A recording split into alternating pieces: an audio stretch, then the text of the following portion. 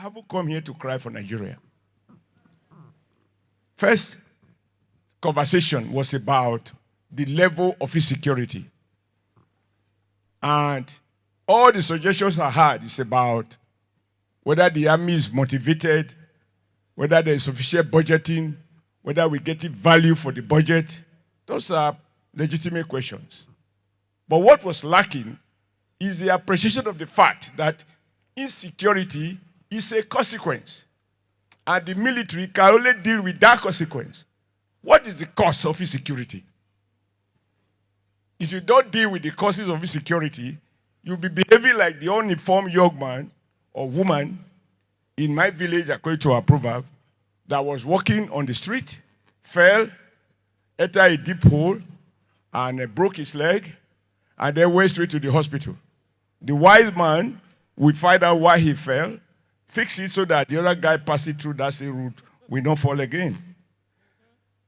There's just one thing I want to amplify, which I think if we had sustained, some of the insecurity we are dealing with today may not have been as complex as they have become. IBB, when I was in NIPS in 1987, one of the subjects we discussed was the wisdom behind what IBB government described as nomadic education. That was 1987. Because he saw that, given the reality of climatic change and our capacity to multiply our population because we are productive in some other ways, and our land mass will never expand, some old habits and methods of grazing are no longer going to be sustainable. And for the herders to benefit from modern methods, they have to be educated. And so he created nomadic education so that the fact of being a nomad can't justify why you don't have opportunity to go to school, to learn, to be taught by qualified teachers, so that you can benefit from modern methods. Now, this policy, I remember in NIPS, we got somebody to come and talk to us about this policy. And over the years, this was discarded by subsequent government. So when I hear today about bandits, and I watch video clips about bandits who can't speak English, and I even saw one lady who said the bandits were asking them to teach them English. And I'm asking myself, these bandits, who are they? I want to hazard a guess that these were probably people, Nigerians, young people, whose successive government, in spite of the provisions of the universal basic education, we left as many as 50% of our children who ought to be in school, they are not in school and they are begging. At the age of 40, they can't continue to beg. They are not educated. They can't speak English, so you can't empower them. And they just find that kidnapping can result in millions of dollars or naira be paid. And today we are discussing bandit. We have difficulties distinguishing between a terrorist and a bandit. Who are these bandits? It is the failure of many, many years ago of governments at all levels to recognize that every child that you did not send to school will get to a point where he will not be able to do any other fears except what some of them are doing now. But as I said, I didn't come here to cry. May it be that part of IBB legacy which says every Nigerian, including nomads, have a right to education. That we resolve here that any parent, any government, state or federal or local government that does not implement the basic, compulsory basic education is guilty as charged. Because those children you didn't educate, what empowerment are you going to give them? And then on democracy, I've heard views that appear contradictory. We want to zone what? Zone the right to serve. It is your turn to do what? There are some implied self-interest in all of that. And the one real provocative question I want to make is that people must understand that to be a technocrat doesn't make you competent leader. The qualities of leadership don't flow from classroom. And I want to repeat that. And that is why sometimes in the US, both Republican and Democrat, if you watch CNN at the eve of the elections, they will say they have challenges getting an electable material. To be electable is not necessary to be educated, to be a professor, to be a technocrat. There are other leadership abilities.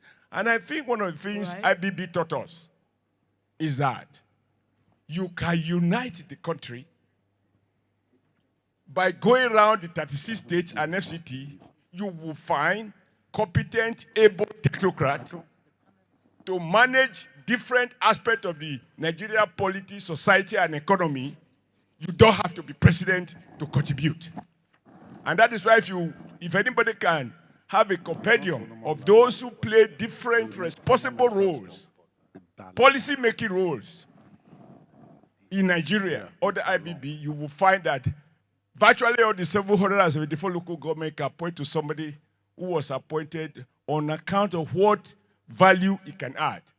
So I want to salute you for bringing this, for organizing this thing, because we don't really celebrate leaders until they are no more. It's nice to be celebrated when you are around. As a union man, we had a opportunity to interact with IBB, and there are a few things I learned. If he doesn't get an answer for you, he creates a platform to keep talking while he is taking care of the answer.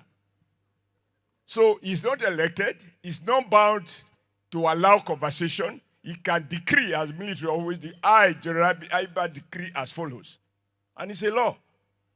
But the country was encouraged to debate and debate and debate. And to be honest, not to debate. We are all somehow guilty. So I want to appeal to the panelists, because when I listen to people talk about it, I spent all my life until I became a governor interrogating power, questioning some of the decisions. And one of the IBB legacies, I'm not sure I agree with it or I don't agree, but he was a thinker.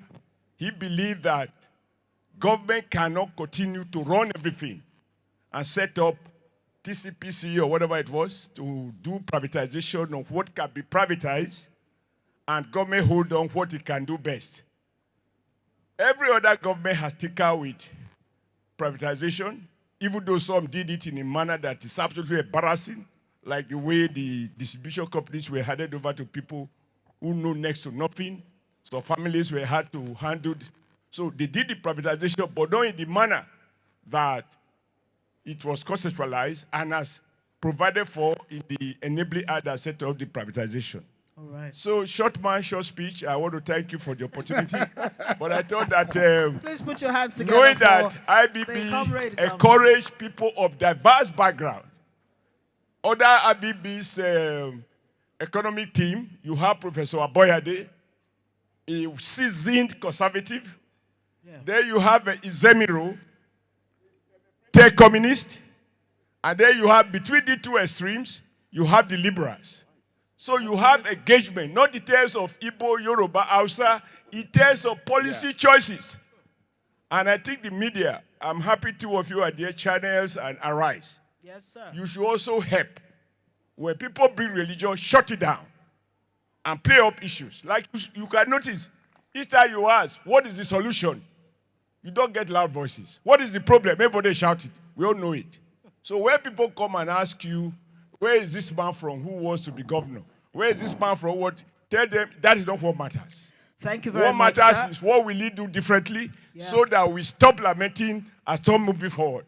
When I was growing up as a child, houses had no fences in Kano, even in the GRAs. What I'm trying to pull out is that the problem of this country, from the elucidation from every panelist up there, is because of the breakdown of value system. When I was growing up in Kano, houses had no fences even in the GRAs. But the value system became devalued. we started building fences. Growing up as a child, the only place I see fences is either a zoo or a prison yard. Gradually, the situation deteriorated. We started having tall fences. It further deteriorated. We started having broken bottles of minerals as barriers on our fences. It further deteriorated. We started having barbed wire. Today, it is electric fence. From the wear of dogs, we now have the wear of hyena, the wear of lions, showing how the entire society have become depleted. The Holy Book says, bring up a child in the way of the Lord, and when he grows up, he will not depart from it. It is our orientation from the family unit level that has completely broken down. And this have not been, it's not an advantage because all our curriculum from primary school to university do not support system. If you see an American child at age 5, he can tell you about the dream of America. That's why when they are singing their national anthem when playing football, you see some of them crying. Because at a kindergarten level, you are taught nationalism. You are taught civic education. You are taught moral philosophy. Even as a child, you already know what it takes to be an American and what it takes to protect America. The only social orientation we have in our education curriculum is social studies.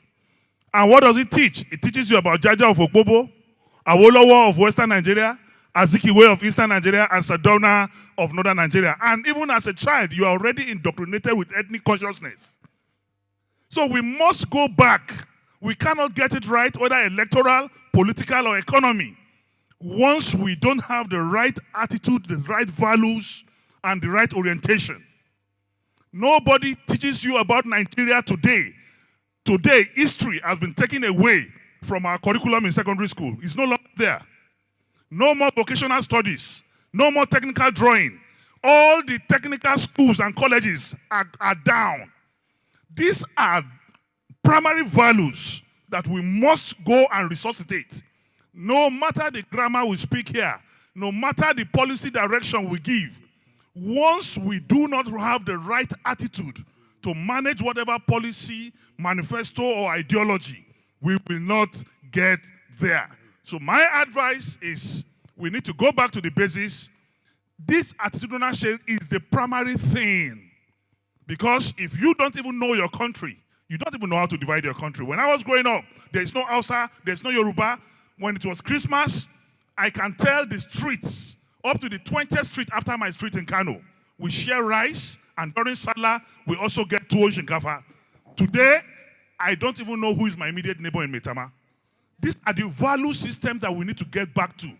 There is no Boko Haram or bandit today who no human being will pick up a gun and shoot a fellow human being if you're not under influence. Drugs have taken over all our young ones, and the attendant satanic manifestation is what we are getting. So let's get back to the basics, go back to family unit reorientation, then we start from there before we can get to all this big grammar level. Thank you and God bless you.